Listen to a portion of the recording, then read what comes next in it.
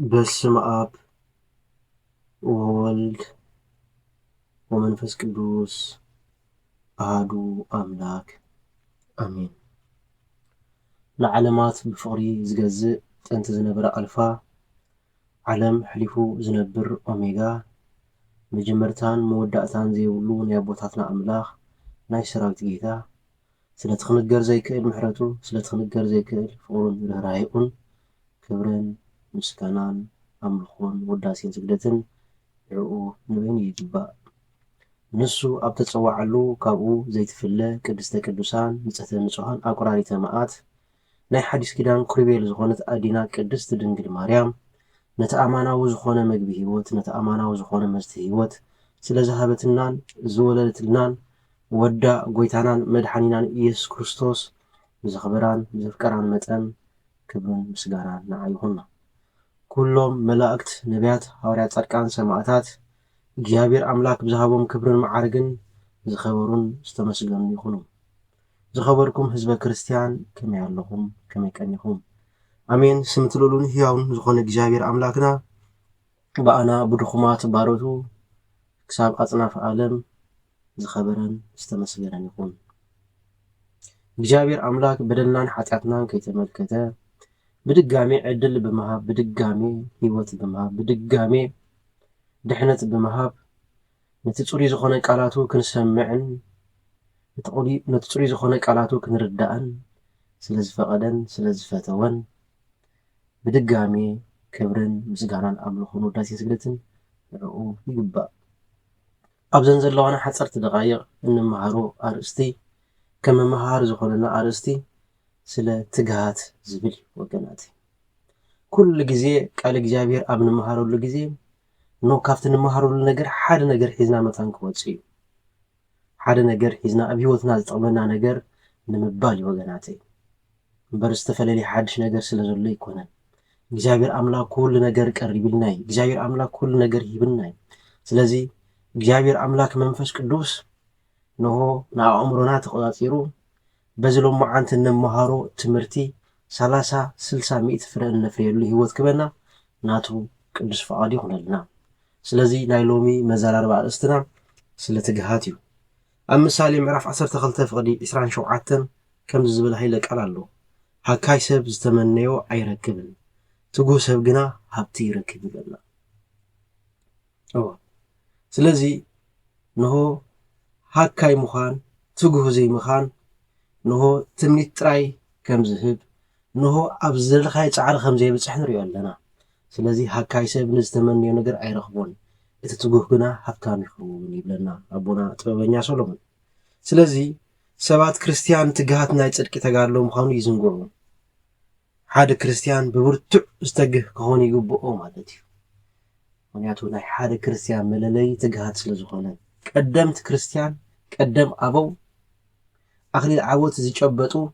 ኣኽሊል ዓወት ኣኽሊል ድሕነት ዝረኸቡ ብትግሃት እዮም ወገናት። ሐዋርያ ቅዱስ ጳውሎስ እንተሪኢናዮ ኣብ መልእኽቱ እንታይ ይብል? ድቃስ ብምስኣን ነሆ ብለይቲ ብጥሜት ብኽርተት ብዕርቃን ብጥሜት ነበርኩ ይብል። ነገር ግን ኣብ ልዕሊ እዚ ኩሉ ነገር እዚ ዕለት ዕለት ዘተሓሳስበኒ ነገር እንተ ነይሩ ናይ ቤተ ክርስቲያን ነገር ይብል። ሓደ ሰብ ክደክም ከሎ ኣነ እውን ምስኡ ይደክም ይብለና። ስለዚ ወገናተይ ኣብ ኣገልግሎትና ኣብ ህይወትና ኣብ መንፈሳዊ ዕዮና ከምኡውን ኣብ ስጋዊ ዕዮና ትግሃት ክህልወና ይግብኦ። ያው ትግሃት ንብዙሕ ነገር እያ ትቐርፍ። ንሆ ንጥሜት ንድቃስ ንብዙሕ ነገር ስዒራ ደው እትብል መንፈሳዊት ሓይሊ እያ ትግሃት ወገናት። ስለዚ ሃብታማት ክንከውን እንተኮይና መንፈስን ብስጋን ሃብታማት ክንከውን እንተኮይና ትጉሃት ክንከውን ይግባአና። ናይ ክርስቲያን መገዲ ናይ ትግሃት መገዲ እዩ።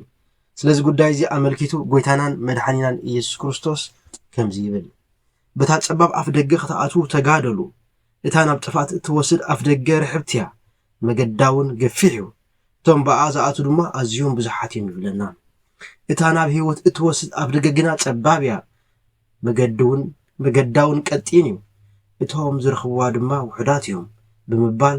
በታ ፀባብ መገዲ ክንመላለስ ከም ዝግባአና በታ ቀጣን መገዲ ክንመላለስ ከም ዝግባአና በታ ትግሃት ዘድልያ ፀባብ መገዲ ቀጣን መገዲ ክንመላለስ ከም ዝግባአና ጎይታናን መድሓኒናን ኢየሱስ ክርስቶስ ይነግረና ናይ ስንፍና መገዲ ኣዝዩ ሰፊሕ ሩሑብ እዩ ደቂስካ ምብላዕ ደቂስካ ምውዓል ደቂስካ ምስካር እዚ ኣዝዩ ገፊሕ መገዲ ወገናተይ ግናኸ እታ ናብ ጽድቂ ትእቱ እታ ናብ ህይወት ትእቱ መገዲ ግን ኣዝያ ቀጣንያ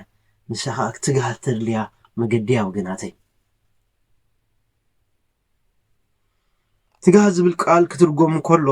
ምንቃሕ ናይ ለይቲ ዘብዐኛ ብዘይ ምድቃስ ምጽባይ ዝብል ትርጉም ይህልዎ ማለት እዩ ናይ ምንቃሕ ናይ ትግሃት መበገሲ ብሕልና ምብርባር እዩ ንቃሕቲ ህሊና ምህላው እዩ ወገናተይ እዩ በአእምሮና ንቁሓት ክንከውን ይግባአና እወ ንቁሓት እንተዘይኮይና ትግሃት ናባና ፈጺማ ይትመጽእን ያ ወገናተይ ብዙሓት ቅዱሳን ብዙሕ ጸጋን በረኸትን እተቐበሉ ብትግሃት እዮም ወገናተይ እወ ናይ ማንም ቅዱስ ታሪኽ እንተሪኢና ህይወቱ ካብ ትግሃት እያ ትጅምር ክንዲ ግዜ ኣብ መዓልቲ ይጾም ነበረ ክንዲ ግዜ እዚ ኣብ ሰዓት ይሰግድ ነበረ ክንዲ ግዜ እዚ ይሰግድ ነበር እንዳበለ ታሪክ ገለኦም ክንነግሩና ከሎ ንርኢ ማለት እዩ እዚ ኸ ትግሃት ይወገናተይ ስለዚ ትግሃት ብፍጥነት ናብ መንግስቲ ኣምላኽ እትወስድ መንኮርኮር ያ ወገናተይ ንትግሃት ክንሕዛ ይግባአና ንትግሃት ገንዘብና ክንገብራ ይግባአና ማለት እዩ ስለዚ ኩሉ ክንውና ኣብ ክርስትና ብዋዛ ፈዛዛ ዘይኮነስ ኩሉ ጉዳያትና ብትግሃት ዝፍጾም እዮም ማለት እዩ ኣብ ክርስትና እንተሪእናዮ ብዘይ ትግሃት ዝኸውን ነገር ወላ ሓደ ነገር የለም ወገናተይ ቅዳሴ ክነቐድስ እንተኾይና ትግሃት የድልየና ጸሎት ክንጽልይ እንተኾይና ክንተግህ ይግባአና ናብ ገዳም ክንከይድ እንተደሊና ክንተግህ ይግባአና ወገናተይ ክንሰግድ እንተደሊና ክንተግህ ይግባአና ናብ ቁርባን ክንበጽሕ እንተደሊና ክንተግህ ይግባአና ብዘይ ትግሃት ክርስትና ባዶ እዩ ወገናተይ ሐዋርያ ቅዱስ ጳውሎስ ንሰብኣ ቆሎስዮስ ኣብ ዝጸሓፎ መልእኽቲ ስለ ትግሃት ከምዚ ይብል ነትርስቲ ካብ ጎይታ ከም ዓስቢ ከም ትቕበልዎ ፈሊጥኩም እትገብርዎ ዘበለ ንሰብ ዘይኮነስ ንጎይታ ከም ትገብርዎ ጌርኩም ካብ ልብኹም ግበርዎ እቲ ተገልግሎ ሓቀኛ ጎይታ ክርስቶስ ይብለና እወ እቲ ንገብሮ ነገራት ኣብ ዓለም ስጋዊ ነገር እውን ክኾን ይኽእል መንፈሳዊ ነገር እውን ክኾን ይኽእል እቲ ንገብሮ ነገር ብትግሃት ካብ ልቢ ዝነቐለ ካብ ልቢ ካብ ትግሃት ዝነቐለ ኣገልግሎት ክኸውን ይግብኦ እቲ ንሰብ ኮነ ንኣምላኽ እነገልግለሉ ህይወት ድማ ንሆናይ ክርስቶስ ትእዛዝ እዩ ወገናተይ ከም ንክርስቶስ ጌርና ከም ነገልግሎ ጌርና ንሰባት ከነገልግሎም ይግባአና ከም ንክርስቶስ ንእዘዞ ጌርና ኣብ ስራሕና ንፉዓት ክንከውን ይግባአና ከም ንክርስቶስ ንእዘዞ ጌርና ምስ መሓዙትና ይዕረኹትና ጽቡቕ ዝምድና ጽቡቕ ኣገልግሎት ክህልወና ይግብኦ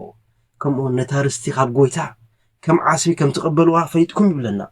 ነታ ርስቲ ዝኾነ መንግስቲ ኣምላኽ ማለት እዩ ካብ ጎይታ ከም ንቕበላ ፈሊጥና ኩሉ ንገብሮ ዘበለ ካብ ልቢ ክኸውን ይግብኦ ካብ ትግሃት ክኸውን ይግብኦ እንተዘይኮይኑ ንሆ ኣነ ንስኻትኩምን ኣብ ስጋዊ ኮነ ኣብ መንፈሳዊ ህይወትና ብዘይ ትግሃት ባዶ ኢና ንኸውን ማለት እዩ ስለዚ ሐዋርያ ቅዱስ ጳውሎስ ነዚ ይብለና ማለት እዩ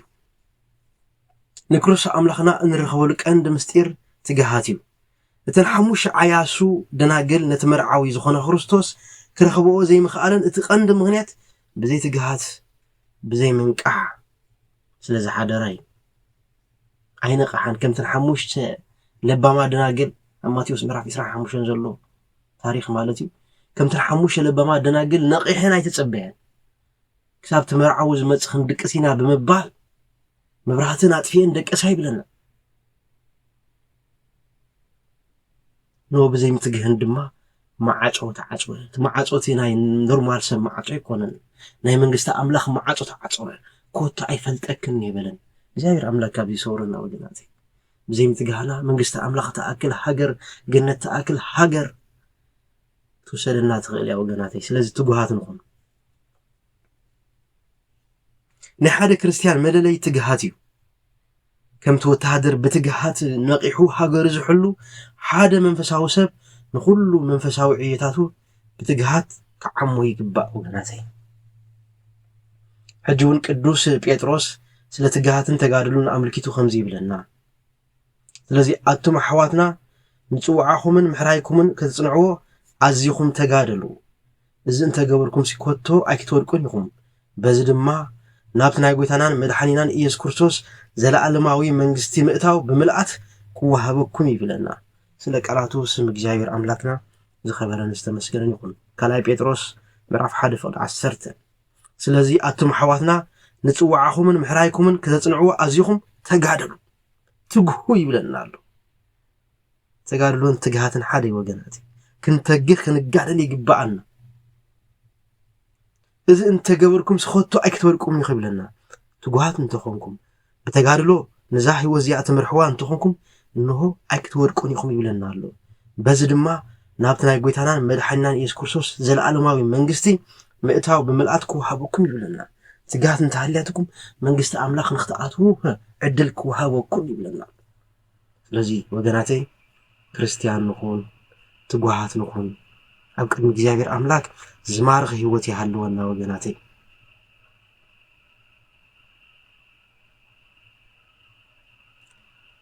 ኣብ ህይወትና ክህልወና እንደልዮ ጠቃሚ ጉዳያት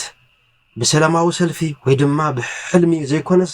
ብትግሃት ብዘለዎ ልምምድ ክኸውን ይግብኦ ማለት እዩ ብሕልሚ ዝመጽእ ነገር የለን ብትምኒት ዝመጽእ ነገር የለን ወገናተይ ናይ ኩሉ ሕማማት ስጋዊ ኾነ መንፈሳዊ ሕማማት መሰረት ትጉህ ዘይምዃኑ ስኑፍ ምዃኑ ካብ ኩሉ ሕማም ዝኸፍእ ከኣብዛ ዓለም ዝንተሃሊ ስንፍና ወገናት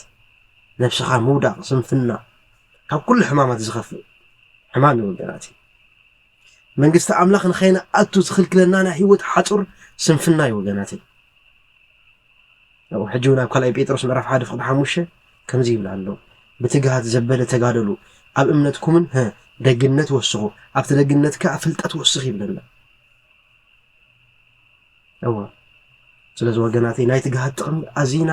ንሪኦ ኣለና ካብሎም ጀሚርና ትጉሃት ክንከውን ይግባአና ንቤተ ክርስቲያን ንምግስጋስ ትጉሃት ናብ ሰንበት ትምህርቲ ቤት ንምግስጋስ ትጉሃት መንፈሳዊ ጾም ንምጽዋም ትጉሃት ቅዳሴ ንምቅዳስ ትጉሃት ስግደት ንምስጋድ ትጉሃት ጸሎት ንምጽላይ ትጉሃት ክንከውን ይግባአና ማለት እዩ ኣብ ዕብራውያን ምዕራፍ 6:11-12 ዘለኻ ከምዚ ይብለና ሐዋርያ ቅዱስ ጳውሎስ ነቶም ብእምነትን ብትዕግስትን ነታ ተስፋ ዝወርስዋ ምእንቲ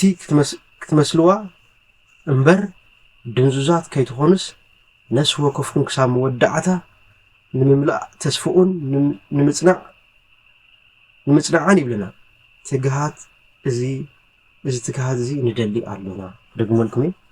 ነቶም ብእምነትን ብትዕግስትን ነታ ተስፋ ዝወርስዋ ምእንቲ ክትመስሉስ ድንዙዛት ከይትኾኑስ ነፍሲ ወከፍኩም ክሳብ መወዳዕታ ንምምላእ ተስፋኡን ንምጽናዕን እዚ ትግሃት እዚ ከርኢ ንደሊ ኣሎና ይብለና ነፍሲ ወከፍና ትግሃት እታ ናይ ጎይታና መድሓኒና ኢየሱስ ክርስቶስ ዝኾነት ተስፋ መታን ክንወርስ ነታ እምነቱን ብጽንዓት መታን ክንሕዛ ንሆ እዚ ትግሃት ዝኣመሰለ ጸጋ ኣብ ህይወትና ክረአ ይደሊ ኣሎ ሐዋርያ ቅዱስ ጳውሎስ ማለት እዩ ስለዚ ትጉሃት ክንከውን ይግባአና ወገናተይ ኣብ ቀዳማይ ተሰሎንቄ ምዕራፍ 5:17 ከይባትኹም ጸልዩ ይብለና ትግሁ ለትቀውሙ ብትግሃት ክንቀውም ይግባአና ብትግሃት ኣብ ክርስትና እምነት ጸኒዕና ክንነብር ይግባአና ብትግሃት ነቲ ዝሓዝናዮ መንፈሳዊ ህይወት ክሳብ መወዳዕታ ክነብጽሖ ይግባአና ወገናት እው ትግሃት ኣብ መንፈሳዊ ህይወትና ኣዝዩ ወሳኒ ስለዚ ናይ ወዲ ሰብ ዝኸበረ ሃብቲ ትግሃት እዩ ጽድቂ ኾነ ንጽህና ሃብቲ ኾነ ንብረት ፍልጠት ኾነ ጥበብ ክብሪ ኾነ ዝና ስልጣን ኾነ ሽመት ብዘይ ትግሃት ንምርካቡ ዝሕሰብ ኣይኮነን ወገናት ስለዚ ካብሎም ጀሚርና ትጉሃት ክንከውን ናይ እግዚአብሔር ኣምላክ ቸርነት ናይ ኣዴና ቅድስት ድንግል ማርያም ኣማላድነት ናይ ኩሎም ፍርያን እግዚአብሔር ተራዳእነት ኣይፈለየና ንዝነበረና ግዜ ባሪኹን ቀዲሱን ስለዝሃበና ክብርን ምስጋናን ኣምልኾን ውዳሴን ስግደትን ንዕኡ ንበይኑ ይግባእ ወስብሐት ለእግዚአብሔር